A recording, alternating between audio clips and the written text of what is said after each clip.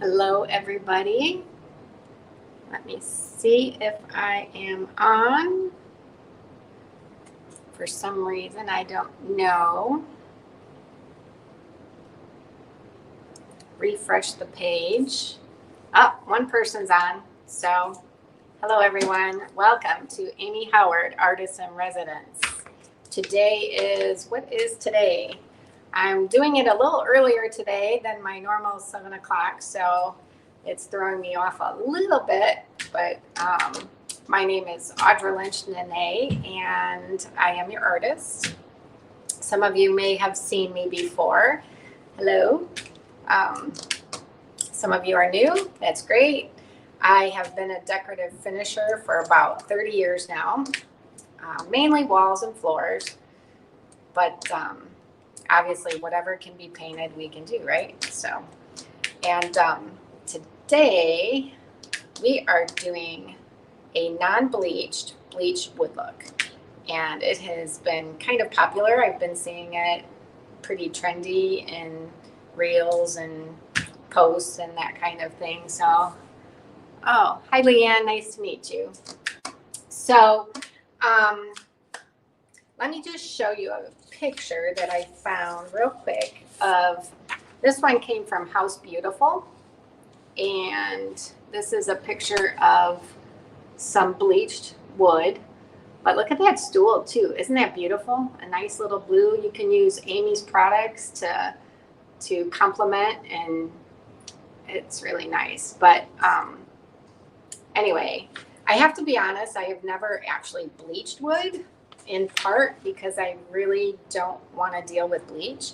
So I thought, well, let's just use Amy's One Step like a stain and make it look like bleach. So, and I know there's some other people that I've seen do it now as well.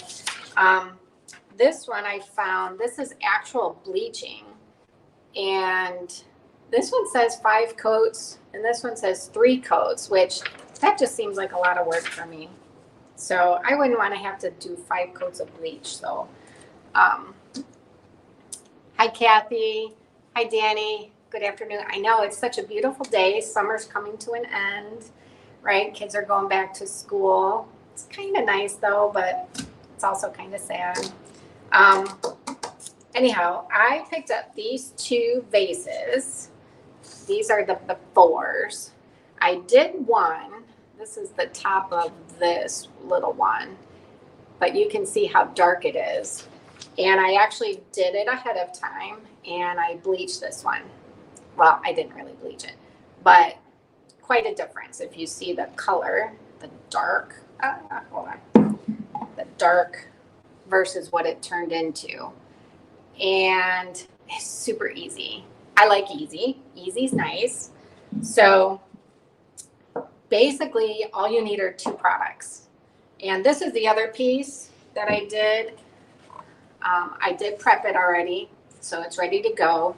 I basically just sanded off the varnish that was on there and cleaned it with Clean Slate. So we have our Clean Slate. So basically you're just going to sand off the finish, clean it, and then we're just going to make a 1-step stain. Pretty much. Super easy. One thing I want to say, let's see. I know, right, Shelly? It's such a big difference. I mean, look how nice, right? Just nice, natural. Anyway, this particular piece had a lot of red in it. So if you're looking at doing some of these projects and you want to do kind of a stain with the 1-step instead of a full opaque coverage, what's underneath is going to show through. So this wood having a slight red cast, we need to knock that back, because if I did it with just the cream, I'm choosing linen. I have 1-step linen. If I did that, I would get a pinkish undertone, because the creamy color mixed with the red would give me a little pink undertones, and I didn't want to do that. So what we can do to combat that is, if you guys have a color wheel or just go look one up, you will see that You have your primary colors, yellow, red, and blue. So the second, or the complementary color, so for yellow, it would be purple. And for red, it's going to be green. And for orange, it would be blue. So since I needed red, I want to use, or since it was a little red, whatever color is opposite of red is going to counteract that red and neutralize it, if that makes sense. I'm kind of not making sense. But so you're going to need green to knock out that red, if that makes sense. If you have an orangey wood, you want a little bit of blue in your cream to knock out that. If you have yellow and you want to make it more neutral, then use a little bit of purple. Okay. Yes, this is wood. And I did it as a stain. I don't know if you can still see, but you can, in person, you can still see all the grain. My sanding job probably isn't super great, although I think it wasn't, some of this was not the best of wood anyway, but I don't care anyhow. And if you see, I did leave a little bit of the dark, which honestly, I don't care for this piece anyway. I think it gives it kind of some character. So, but let me show you. So what I did with the linen on that one, so again, we have linen. I mixed a little bit of the Cherbourg green, this one, Cherbourg green, just a hair, a pinch, to make it a little bit greener. And that's what did that one. So on this particular one, I am just going to do it straight up because I like the color. I'm fine with just using linen. But if I said, it's a little yellow, then I might take just a hair of a purple and put that in there, and then it would knock that out. So are you guys ready? Hi, Betty. Hi, Zoe. Okay, good. So anyway, let's just get started here. And again, this is the super easiest thing. I guess we should probably move you guys down. Hold on one second. So my ratio for doing this is probably, I'm not exact, but because I'm doing it more of a stain, I wanted to do probably 1 part paint to 4 parts water. And I honestly am not brushing it. I'm just using a pad or a wiping cloth and staining it on. One thing, another quick tip is I was doing some on this table that had some intricate design. So something to be cautious of if you are doing it and you're using a brush. I don't know if you can see, but in your crevices, if you're using a brush and you're loading it on and you're trying to wipe it back, you're going to have some in the creases. And you may or may, I mean, I like it. It looks great, but you might not want that because then it's not like a technical all bleached wood. Because if you were bleaching wood, it's going to be consistent through the whole thing. You're not going to have a puddled of a lighter cream in those crevices, if that makes sense. So you can use a Q-tip and just kind of go in there. That's why using the stain rag for me is nicer, because then you can kind of just push in there instead of having it puddled. So that's just one thing, or just pick things that are just more smooth. So let me turn you guys down here a little bit. See if you can see.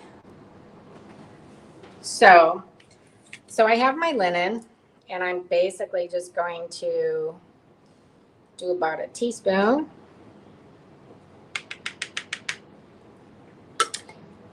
I hope everyone's good. Hope we all had a good summer. It's been kind of a weird year here. And then I'm just eyeballing it. So like I said, I'm doing about 4 parts water to 1 part paint. You'll see how liquidy that is.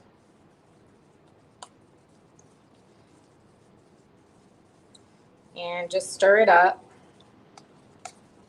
And again, I like this color the way it is on here, so I'm just leaving this.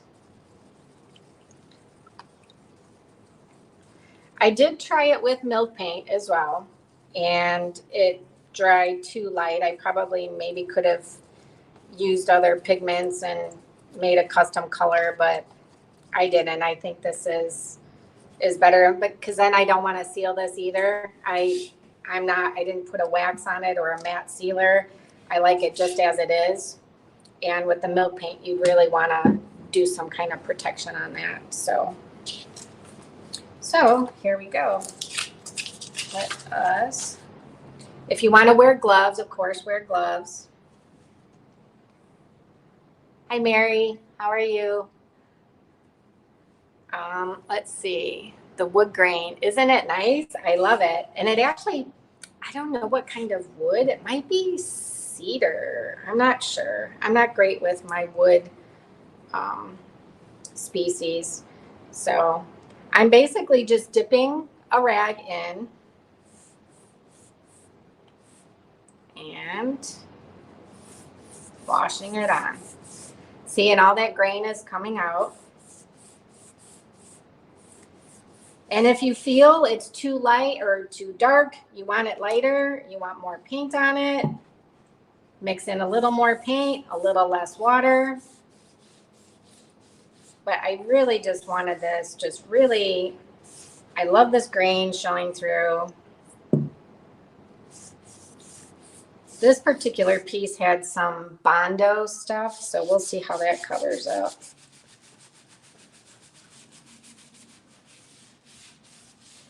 And of course, it does look a little different when it's wet. It dries a little more subtle because the grain is really popping at this point with the stain or the paint.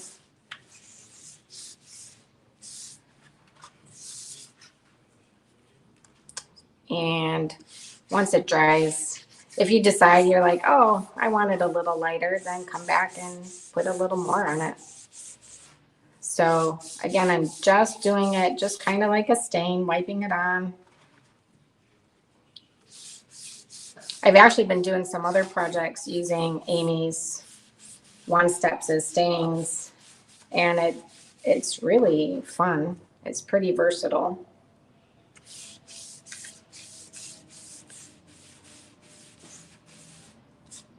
So we're going to be seeing a bunch of bleached vessels. I mean, you can kind of see the difference, right, between the and the other one, right?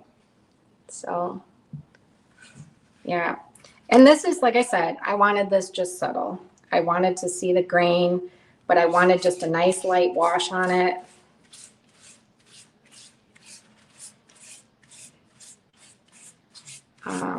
Sanding it is the most time consuming, obviously. And try to use long, broad strokes. And like I said, after I sanded it, I did wipe it down, and then I used clean slate. So yeah, we don't want those drips in there, so you want to just make sure you smooth those out.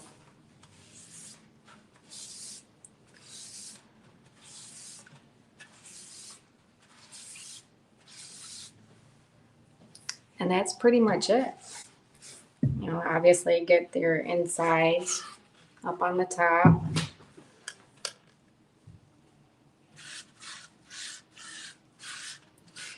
That's one nice thing about Amy's One Step and the other products. They're so versatile. There's so much that you can do with all of them.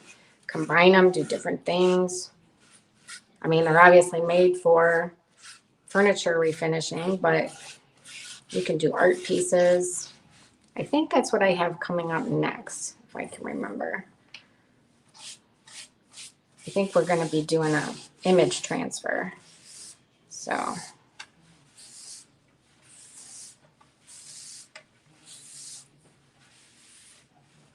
and there we go. Like I said, it looks a little weird when it's wet, just because the the water has darkened the grain, but it really evens out. I should have taken a picture of that other vase afterwards, but yeah, it's going to be nice. It's fun. And again, this is what they look like beforehand, so big difference. I mean, I really wouldn't want those vases around my house like this anymore. I like the natural. It's very coastal or Scandinavian, organic. And again, for me, I don't mind some of these inconsistencies. I probably did miss a little bit right there, sanding. So you will see that. So, you know, just be cautious of what you're doing as far as your prep work. And that's it, right? That's super easy. Hi, Becky. I know. Who wants to use bleach? Ugh.